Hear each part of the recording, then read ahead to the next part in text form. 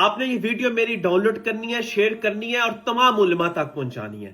جناب کل 10 تاریخ کو اسلام آباد میں مفتی منیب الرحمان صاحب اور دیگر جید علماء نے ایک اجلاس طلب کیا ہے اہل سنت کا۔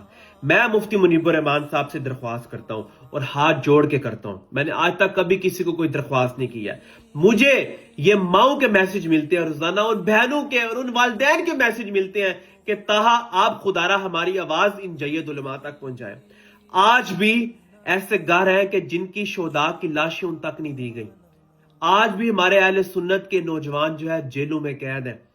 مفتی صاحب اور دیگر ہمارے جید علماء، آپ سے پھر میں ہاتھ جوڑ کر یہ درخواست کرتا ہوں، خدا را ان بچوں کے لیے کچھ کیجئے، نہیں تو ان بچوں کا مستقبل خراب ہو جائے گا۔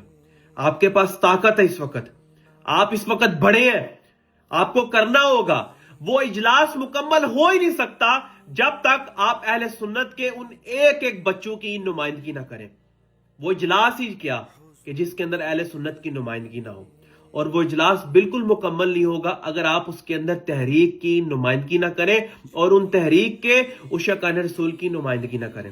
خدا را میں آپ سے یہ پھر درخواست کرتا ہوں، آپ میرے ویڈیو ان علماء تک پہنچائیں تاکہ وہ بچے وہ جو آج بھی جیلوں میں قید ہیں ان کے لیے کچھ جو ہے کیا جائے۔